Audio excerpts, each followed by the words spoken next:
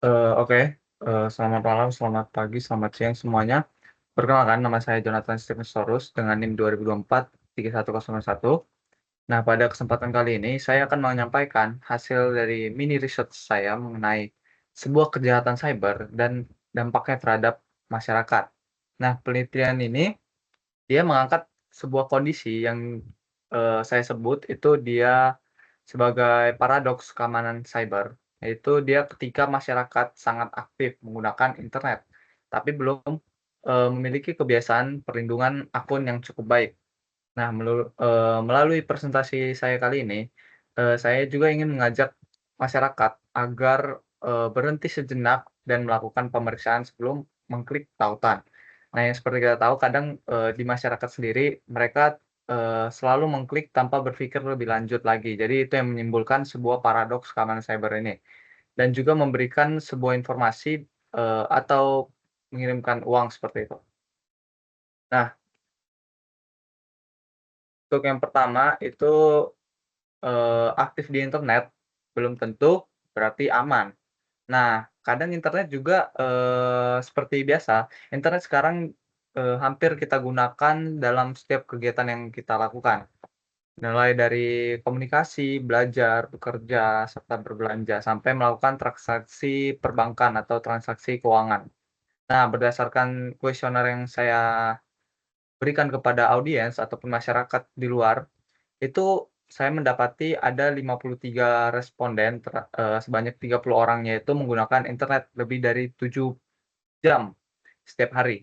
Nah, namun 35 responden atau 66%-nya lah, masih jarang menerapkan perlindungan password dan autentikasi 2 faktor secara berkala.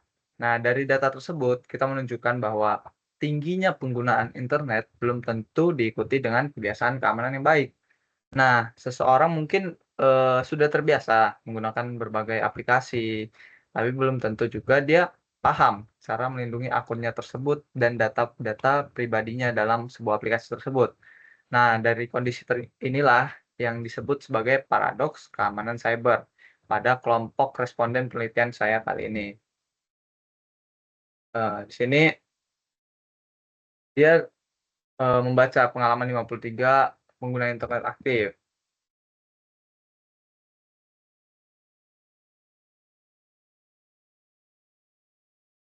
Nah, untuk metode penelitiannya sendiri, itu dia menggunakan data Premier yang saya kumpulkan sendiri melalui kuesioner daring pada 53 pengguna aktif internet. Jadi penelitian ini dimulai dari menentukan topik dan masalahnya, kemudian menyusun instrumen kuesioner, baru setelah itu kuesioner disebar kepada responden atau masyarakat dan jawabannya kemudian diolah menggunakan frekuensi serta persentase. Hasil tersebut kemudian dianalisis, untuk menemukan pola, dampak, dan rekomendasi yang sesuai. Nah, respondennya ini, dipilih berdasarkan kemudahan penelitian dalam menjangkau, masyarakat yang bersedia mengisi kuesioner. Nah, karena itu, hasil penelitian saya kali ini menggambarkan kelompok responden yang diteliti dan tidak digunakan untuk mewakili seluruh masyarakat. Nah, untuk jenis dan platform kejahatan cyber-nya itu,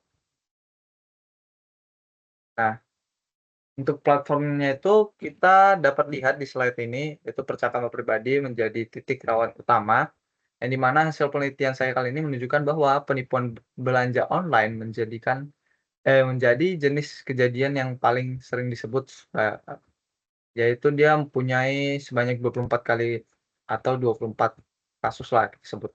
Nah, pembajakan akun dan phishing link juga masing-masing disebutkan sebanyak 16 kali terjadi.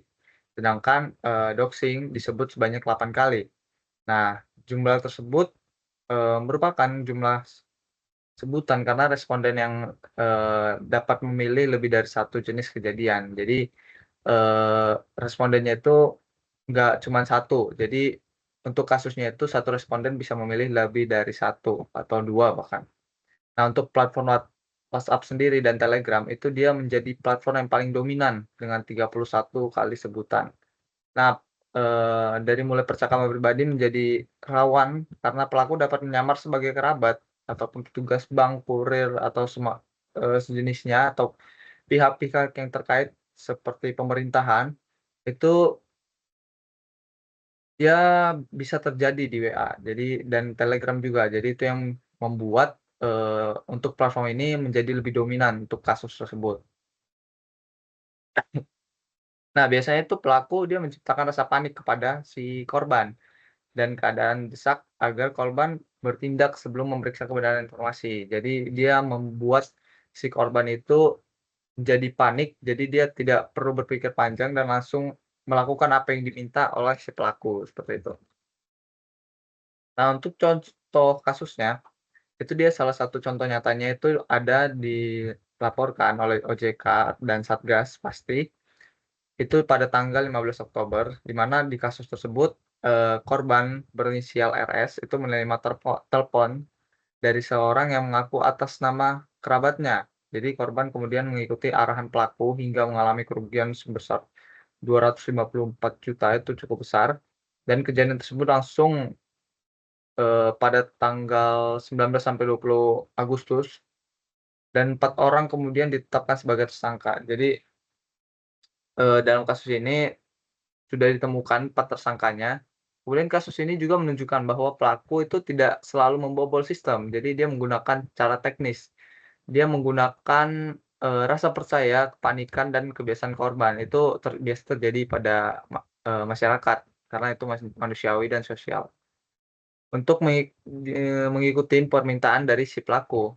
Jadi, karena itu identitas penelpon tetap harus diperiksa walaupun ia mengaku sebagai orang yang kita kenal. Jadi kalau misalnya ada orang yang kita kenal seperti kerabat itu mengakukan kontak kepada kita ataupun dari internet, itu layaknya kita pastikan dulu terlebih dahulu, seperti kayak memverifikasi ulang, bisa kita tanyakan kepada kerabat yang lain, apakah ini benar si pelaku ini, apakah dia benar kerabat kita atau bukan. Jadi itu salah satu, verifikasi 2 langkah yang dapat kita terapkan.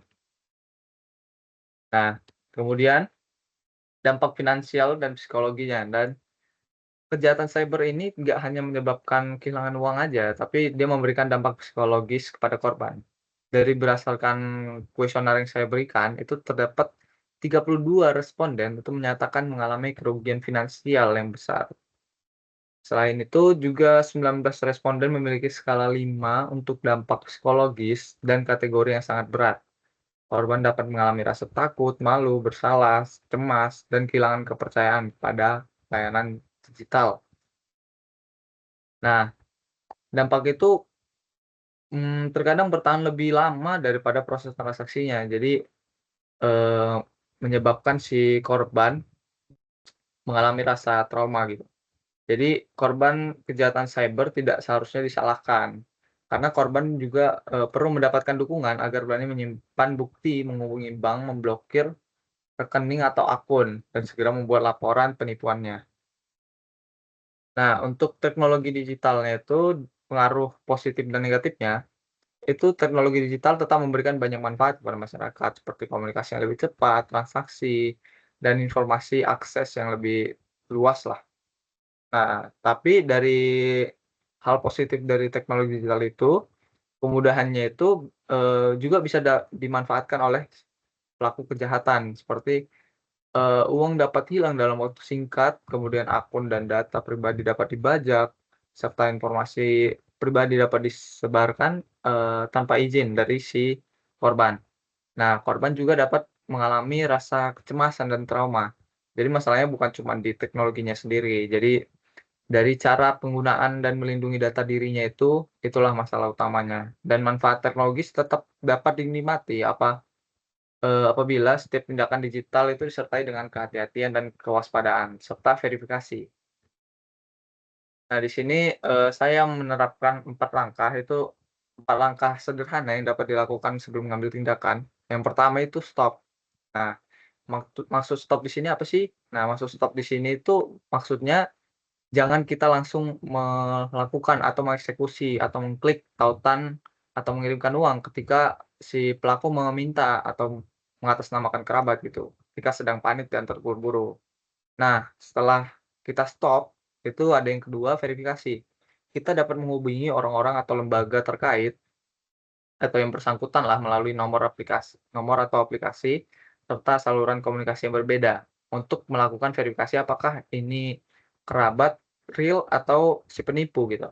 Kemudian dari yang ketiga, dari setelah kita verifikasi, kalau terbukti, eee, itu bukan kerabat, itu kita bisa dapat, melindungi akun, yaitu kita langsung ganti password. Ini nggak hanya berlaku ketika, eee nomor yang kita verifikasi itu terbukti penipu. Ini dapat kita terapkan yang ketiga ini, eee, ke semua.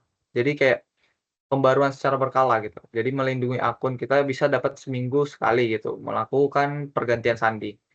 Seperti, menggunakan password dengan, apa ya, karakter yang panjang dan berbeda untuk setiap akun. Kemudian kita mengaktifkan autentifikasi 2 faktor, itu dapat diunduh di aplikasi Play Store itu ada Google Autentikasi, serta jangan pernah memberikan kode OTP secara sembarangan atau PIN pada siapapun, walaupun itu kerabat kita, karena itu dapat digunakan oleh kerabat kita juga, nggak hanya si penipu, melainkan dari keluarga dekat kita. Kemudian 4 langkah aman yang keempat itu, yang terakhir, itu yaitu melaporkan. Jika kita mengalami penipuan, itu segera menghubungi pihak bank atau membuat laporan, eee, kepada pihak-pihak yang terkait lah. Untuk mengatasi masalah tersebut, bisa melalui Indonesia Anti-Scam Center di ias.ojk.go.id atau melalui patroli cyber.id. Nah, makin cepat laporan yang kita buat, itu semakin besar kemungkinan transaksi dapat ditelusuri atau rekening si pelaku dapat diblokir. Jadi uang yang mereka ambil dari kita itu nggak bisa bakal digunain. Nah, yang terakhir itu sebagai penutup, eee, s untuk posternya ini, saya merangkum pesan utama dari penelitian yang telah saya lakukan, yang di mana poster tersebut, eee, dapat menampilkan temuan mengenai dominasi WhatsApp dan Telegram, kemudian contoh kasus nyata dari OJK, kemudian pengaruh positif dan negatif, teknologi digital, serta 4 langkah amannya yang dapat diterapkan oleh masyarakat itu sendiri. Nah, pesan yang paling penting adalah jangan langsung percaya pada pesan atau telepon, kemudian tautan yang paling penting, itu yang dapat menciptakan rasa panik kepada kita sendiri. Jadi, untuk mencegah hal tersebut, kita dapat berhenti sejenak, kemudian periksa kebenarannya, kemudian lindungi akun, dan segera laporkan apabila terjadi penipuan. Nah, untuk itu mari kita gunakan teknologi digital yang sudah ada ini dengan lebih cerdas dan aman. Jadi, kita jangan terlalu terburu-buru untuk, melakukannya, jadi kita cek dulu, baru kita percaya. Oke, mungkin untuk presentasi saya kali ini sekian, pemaparan yang saya berikan, kalau ada salah kata mohon dimaafkan. Wassalamualaikum warahmatullahi wabarakatuh.